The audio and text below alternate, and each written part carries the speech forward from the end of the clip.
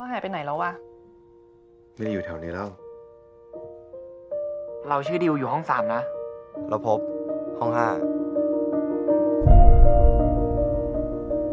ทายเร็ว รูปนี้รูปอะไร 5คืออะไรอ่ะ เฮ้ยยังไม่เห็นอีกเหรอ เพราะว่าเธอทำให้ครูนึกถึงใครบางคนน่ะ ครูมาเชียงใหม่บ่อยเหรอ มาตอนเด็กๆอ่ะครูเข้ามาเรียนพิเศษ ถ้ามันไม่ลากครูเข้ามาเรียนพิเศษตอนช่วงปิดเทอมนะครูไม่เป็นผู้เป็นคนแบบนี้หรอก เพื่อนคนนั้นต้องสำคัญกับครูมากแน่ สำคัญนะสำคัญมากเลยแหละ ไม่คิดว่ากูอยากเป็นอย่างนี้มากหรอวะ ๆแล้วครูไม่ไปหาเขาเหรอ ครูกลัวว่าถ้าไปตอนนี้เขาจะจำครูไม่ได้สิ ถ้าสำคัญก็ต้องจำได้สิ จริงไหม ในใจไม่เคยมีผู้ใด ทุกคนก็คับแคบนี่ไม่ใช่ที่ของหลิว หวัดดีพบ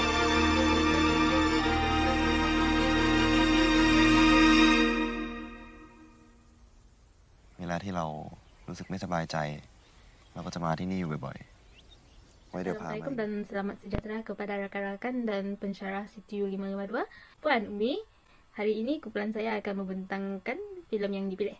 Dalam pembentangan ini, kandungan seperti analisa, konsep dan implikasi akan dibentang oleh Randy Jaden, Aisyah Sofia, Amira Soraya, Nur Hazira, Kaulah Karya, dan saya, Farah Aisyah. Filem yang dipilih adalah berjudul Due the Movie yang merupakan kolaborasi antara Korea Selatan dan Thailand.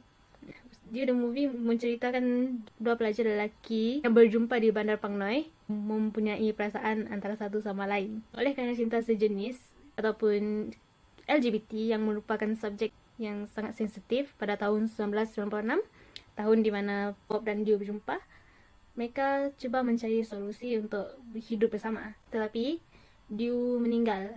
Pop hanya kembali ke Pang Noi 23 tahun kemudiannya dan menjadi guru di sekolah lamanya, dan di sana dia jumpa Liu Nacha. Liu Nacha merupakan pelajar yang bermasalah dan kebetulannya mempunyai karenah yang sama seperti Due.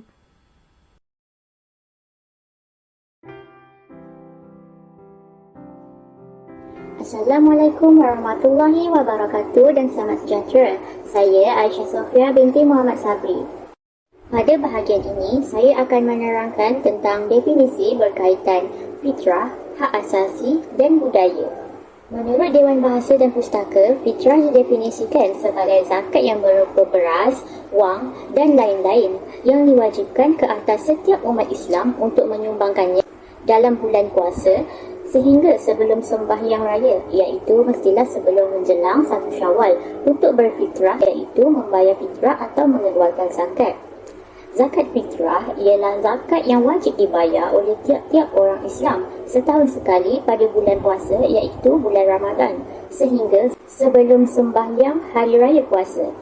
Selain itu, di dalam Kamus Dewan edisi keempat juga mendefinisikan fitrah sebagai tabi'i, bakat atau pembawaan seseorang individu. Contohnya, seperti manusia berkasih sayang antara satu sama lain, terutamanya kepada ahli keluarga sendiri. Fitrah juga turut dikaitkan dengan perasaan keagamaan. Menurut Dewan Bahasa dan Pustaka, hak asasi boleh didefinisikan sebagai hak yang dasar atau pokok seperti hak bebas mengeluarkan pendapat, menganuti sesuatu agama, bergerak dan lain-lain. Menurut Federation of Malaysia Consumers Association (FOMCA), hak asasi manusia adalah hak yang tidak boleh dipisahkan dan kebebasan yang layak bagi setiap insan sebagai seorang manusia. Hak-hak tersebut menjamin maruah dan harga diri insan manusia serta menggalakkan kebaikan insani. Hak asasi manusia berbentuk sejagat, tidak boleh dipisahkan dan saling bergantung antara satu sama lain. Asas bagi setiap hak asasi ialah kefahaman bahawa setiap insan manusia mempunyai maruah dan harga diri. Pertubuhan Bangsa-Bangsa Bersatu PBB telah mendokumenkan hak-hak asasi manusia yang patut dimiliki oleh setiap insan manusia di dalam Perisytiharaan Hak Asasi Manusia Sejagat UDHR untuk memastikan maruah dan harga diri manusia sentiasa dihormati dan dilindungi. Bagi konteks budaya pula, Dewan Bahasa dan Pustaka mendefinisikan budaya sebagai tamadun atau peradaban. Selain itu, budaya turut dikaitkan dengan kemajuan fikiran, akal budi iaitu cara berfikir, berkelakuan dan sebagainya. Budaya dikaitkan dengan kemajuan jasmani dan rohani manusia serta kemajuan fikirannya menerusi latihan dan pengalaman iaitu peradaban. Konteks budaya dalam Kamus Belajar edisi kedua turut dikaitkan dengan bersopan santun. Contohnya, berkelakuan atau berlaku sopan santun merupakan budaya orang Melayu serta negara Malaysia kerana budaya kita terkenal dengan budaya ketimuran yang penuh lemah lembut. Bahagian seterusnya akan diteruskan dengan analisa dan perbincangan. Analisa atau analisis membawa maksud penyelidikan atau penghuraian sesuatu seperti keadaan, masalah, persoalan dan lain-lain untuk mengetahui aspeknya. Contohnya seperti ciri-ciri sesuatu perkara secara terperinci atau mendalam. Perbincangan pula merupakan kegiatan bahasa yang menunjukkan adanya usaha untuk mempertahan, menyokong dan menentang sesuatu hujah yang dikemukakan. Kamus Dewan turut mendefinisikan perbincangan sebagai perihal bertukar-tukar pendapat antara satu sama lain mengenai sesuatu perkara yang penting. Assalamualaikum. Saya Nurhajira binti Haili. Saya akan membentangkan bahagian konsep. Konsep. Menurut Kamus Dewan, perkataan konsep membawa maksud pengertian atau idea yang mendasari sesuatu. Itu konteks dalam bahagian ini akan menghuraikan 3 konsep utama yang terkandung di dalam kajian terhadap filem You the Movie. Konsep pertama ialah filem You the Movie. Filem ini bergenre persahabatan dan percintaan yang mengisahkan tentang dua sekawan iaitu Pop dan You yang membina perasaan istimewa antara satu sama lain yang terlarang. Hal ini kerana kawalan kehidupan di Thailand pada ketika itu melarang secara keras tentang homoseksual. Kedua iaitu konsep LGBT.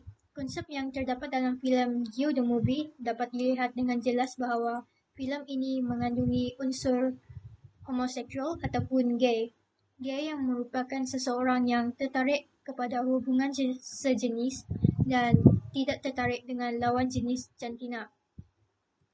Berdasarkan filem tersebut, bagi pelajar yang mempunyai kaitan dengan hubungan homoseksual atau merupakan gay, mereka telah dipaksa untuk menyertai sesi kem terapi yang dianjurkan oleh pihak sekolah untuk membentong masalah hubungan seperti ini di dalam masyarakat. Hal ini kerana telah ramai yang mati dalam kalangan masyarakat mereka akibat dari jangkitan HIV yang seterusnya membawa kepada penyakit AIDS, iaitu sindrom kurang daya tahan melawan penyakit yang merupakan peringkat terakhir jangkitan HIV. Dan oleh sebab itu, pihak sekolah memaksa pelajar lelaki yang kelihatan keperempuanan menjalani latihan dan menjadikan atau memupuk kesedaran mereka supaya menjadi lelaki. Dan filem ini turut mempersembahkan adegan dan memerihalkan sesuatu keadaan yang berlaku di dunia masa kini tentang kecenderungan terhadap kaum sejenis ini sebagai perkara fakta yang berlaku dan sememangnya wujud di sekeliling kita. Ketiga, kelahiran semula. Penjelmaan ataupun kelahiran semula adalah tema yang menghubungkan masa lalu dengan masa kini. Oleh hal yang demikian, penjelmaan semula ialah kepercayaan agama atau falsafah bahawa jiwa atau roh selepas kematian. Mereka memulakan kehidupan baru dalam badan baru yang mungkin manusia, haiwan atau rohani bergantung pada kualiti moral tindakan kehidupan sebelumnya. Penjelmaan semula adalah fenomena yang dipercayai oleh beberapa agama seperti Hindu dan Buddha. Maksudnya ialah kelahiran baru, dengan kata lain hidup semula, yang bermaksud manusia akan mengalami kelahiran, kematian dan kemudian kelahiran semula. Dalam penjelmaan semula, penyelidik mendapati bahawa orang mempunyai hubungan rapat antara peristiwa deja vu dan penjelmaan semula, seperti yang dibuktikan dalam banyak gambar yang menunjukkan peristiwa yang sama dan berulang seperti makna deja vu, iaitu seseorang yang mengalami situasi atau melihat sesuatu yang dirasakan pernah berlaku sebelum ini. Hai, salam sejahtera dan salam UiTM di hatiku. Nama saya Randy dan saya akan membentangkan part saya dalam pembentakan ini. Okey, ini adalah analisa dalam filem. So, pada awal filem, pada tahun 1996, di sebuah bandar kecil, Pang Noi, terdapat pelajar sekolah menengah iaitu Dio dan Pop. Pop yang baru saja berpindah sekolah telah serempak dengan Dio. Sejak dari pertemuan pertama lagi, Dio telah berasa amat selesa bersama Pop yang telah banyak membantunya. Selepas itu, mereka mengenali antara satu sama lain dan menjadi rakan. Lalu secara tidak langsung beransur-ansur menjadi lebih rapat dari hari ke hari.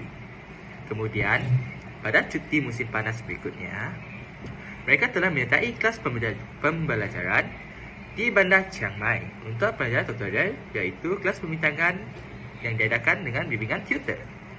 Selepas kelas tamat, mereka bersia-sia meluangkan masa bersama dan Pop telah memaksa Dio untuk belajar menggunakan motosikal walaupun Dio tak berminat. Okey, oleh sebab itu, Pop telah terjatuh dan berasa amat marah dengan Dio lalu bertengkar. Selepas dari pertengkaran itu, mereka berdua terguris hati dan pergi meninggalkan satu sama lain, tetapi pertengkaran itu tidak berlanjutan kerana mereka menyedari kesalahan masing-masing. Semasa mereka berjumpa semula, selepas pertelingkahan itu, mereka sedar kesalahan mereka masing-masing. Lalu, berciuman di pondok telefon. Namun, apabila rakan menyedari hubungan mereka, Pop tiba-tiba pergi. Dia terus tidak mengedahkan Dio apabila tahun persekolahan berikutnya bermula dan apabila Dio berhadapan dengannya, mereka bergaduh. Pop berkata bahawa dia tidak mahu menjadi seperti Dio dan menjadi kusta sosial, mendorong Dio untuk memukulnya. Okey, so 23 tahun kemudian, Pop kembali ke Pang Noi bersama isterinya On. Dia memulakan pekerjaan barunya sebagai guru di sekolah lamanya. Dia ditugaskan oleh Cik Rachani, penyelia dan bekas gurunya untuk menjaga budak yang bermasalah yang bernama Liu. Semasa dia cuba menghubunginya, dia melihat beberapa pertuturan dan perangai yang mengingatkan dia tentang Liu. Keliru dengan perasaannya sendiri, dia kemudian meminta Pop menerangkan nama-nama yang diukir itu. Dia melawatnya di flat tempat tinggal dia sendiri dan mendapati biliknya terpampang dengan minat Liu, termasuk ilusi 3D Magic Eye yang digunakan untuk menunjukkan Pop.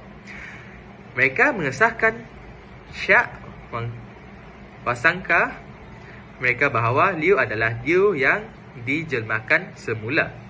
Pop kembali kepada Pading, bercakap untuk ingatkannya tentang Liu bahawa dia akan cuba mengatasi perasaan bersalahnya. Sementara itu, ingatan Liu kembali kepada Liu dan dia bergegas menemui Pop di stesen dan mereka bersatu semula. Assalamualaikum dan salam sejahtera. Saya Khawla Haida binti Muhammad Nur akan menerangkan mengenai implikasi pengaruh LGBT di kalangan masyarakat. Implikasi pertama adalah ancaman terhadap keamanan dan keamanan negara.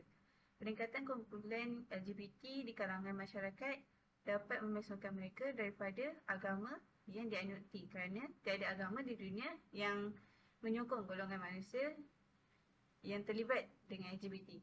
Golongan ini mencemarkan keamanan dan kehormatan agama dengan melanggar segala larangan yang dilarang oleh agama mereka. Sebagai contoh, agama Islam melarang penganut mereka untuk menukar jantina mereka yang diberikan oleh Tuhan sejak lahir. Namun dengan perkembangan teknologi pada masa kini, lebih mudah bagi golongan LGBT untuk menukar jantina dan penampilan asal mereka dan menyebabkan kekeliruan di kalangan rakyat dengan penampilan baru mereka sekaligus mencemarkan imej agama mereka. Implikasi yang kedua ialah budaya hidup yang negatif. Hidup berpasangan di antara lelaki dan wanita merupakan fitrah manusia. Namun, dengan wujudnya golongan LGBT yang melakukan perkara-perkara yang bertentangan dengan normalisasi masyarakat menyebabkan masyarakat terdedah dengan budaya hidup yang negatif. Ini menyebabkan masyarakat yang tinggal berdekatan dengan golongan LGBT mempunyai risiko yang tinggi untuk terpengaruh dengan gaya hidup mereka, terutama mereka yang datang dari golongan remaja. Ini kerana golongan remaja mempunyai kecenderungan yang tinggi dalam merasa ingin tahu dan mencuba sesuatu yang baru. Hal ini boleh menyebabkan golongan remaja untuk mengikuti jejak golongan LGBT sekiranya mereka tewas dengan nafsu mereka sendiri. Oleh itu, gaya hidup yang negatif perlu segera dibanteras bagi mengelakkan masyarakat di sekeliling untuk terikut sama dengan gaya hidup yang negatif. Implikasi yang ketiga ialah meningkatkan risiko masalah kesihatan. Data daripada Kementerian Kesihatan Malaysia telah merekodkan bahawa 50% dari kes HIV yang baru berpunca daripada aktiviti homoseksual dan juga biseksual. Peningkatan kes ini boleh terjadi lebih tinggi sekiranya golongan LGBT semakin mendapat tempat di negara ini. Penyakit HIV ini berlaku kerana gaya hidup songsang dan juga seks di luar tabi'i yang dilakukan oleh golongan LGBT. Bagi mengurangkan kemudaratan dan masalah kepada masyarakat dan negara, golongan LGBT ini harus segera ditangani. Implikasi yang terakhir ialah asas tamadun dan institusi kekeluargaan menjadi rapuh. Asas tamadun dan budaya negara ini menjadi rapuh kerana golongan LGBT dapat mengancam sistem kekeluargaan di negara ini kerana melanggar fitrah kejadian manusia. Golongan LGBT mendirikan rumah tangga secara tidak sah dan mendapatkan zuriat melalui cara yang salah. Hal ini menyebabkan anak yang dilahirkan ataupun yang diambil menjadi anak angkat mempunyai dua orang ibu atau dua orang bapa dan menyebabkan keturunan keluarga bercampur aduk dan dapat meruntuhkan institusi kekeluargaan. Sekiranya perkara ini tidak diatasi, dikhawatiri generasi akan datang merupakan zuriat daripada perkahwinan yang tidak. Melalui filem Due the Movie, banyak perkara yang boleh kita pelajari. Setiap lapisan masyarakat haruslah membendung budaya homoseksual di negara kita. Antara langkah-langkah yang boleh kita ambil ialah melalui pendidikan. Contohnya mendidik anak-anak yang berada di bangku sekolah. Seperti pendidikan di sekolah hendaklah menekankan keburukan budaya songsang dalam kalangan pelajar di sekolah. Seterusnya, ibu bapa juga memainkan peranan yang penting seperti mendidik anak-anak serta menerangkan kepada anak-anak mengapa mereka tidak boleh melibatkan diri dalam gejala homoseksual, memandangkan anak-anak mempunyai sifat ingin tahu yang sangat tinggi. Seterusnya, melalui media massa. Zaman berubah, waktu pun berlalu. Kini, media massa merupakan medium utama untuk masyarakat menambahkan pengetahuan. Media massa hendaklah menyiarkan iklan ataupun filem yang membantah gejala homoseksual agar masyarakat akan lebih sedar tentang keburukan homoseksual yang berlaku dalam negara kita. Akhir sekali, melalui undang-undang seperti memperketatkan undang-undang atau mengenakan denda yang setimpal dengan perbuatan pelaku homoseksual. Pihak yang bertanggungjawab hendaklah bersatu padu agar budaya homoseksual di negara kita boleh dibanteras supaya negara kita tidak tercemar dengan kegiatan yang tidak senonoh ini. Kesimpulannya, filem Due the Movie tidak sahaja menceritakan cinta sejenis, tetapi penjelmaan semula. Melalui filem ini, penonton dapat melihat cinta itu tidak mengenali rupa yang dibuktikan oleh Pop yang menyukai Liu Nacha yang merupakan penjelmaan semula Due. Walau bagaimanapun, kegiatan LGBT yang diwujudkan dalam filem ini amat diperhatikan kerana filem ini memberi kesedaran atas HIV dan pengaruh yang tidak baik yang dibawa oleh ahli-ahli LGBT.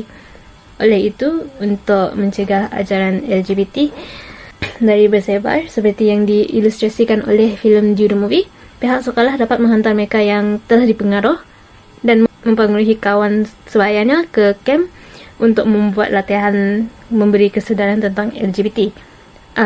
Selain itu, pemantauan ibu bapa amat digalakkan supaya mereka dapat tahu dengan sosial media dan apa yang dilihat oleh anak-anak mereka di dalam telefon mereka.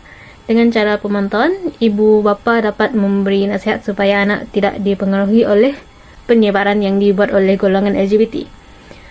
Pada masa ini, dengan kegiatan LGBT yang berleluasa, seperti mereka yang mendedahkan diri sebagai gay, lesbian di dalam sosial media, TikTok ataupun Instagram, pengguna sosial media dapat saja memberi kesedaran kepada golongan LGBT tersebut.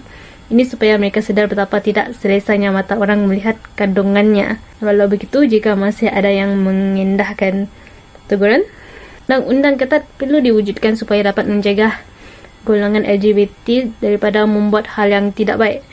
Dengan ini, berakhirnya pembentangan kumpulan 3. Terima kasih kerana mendengar dan semoga dimurahkan rezeki.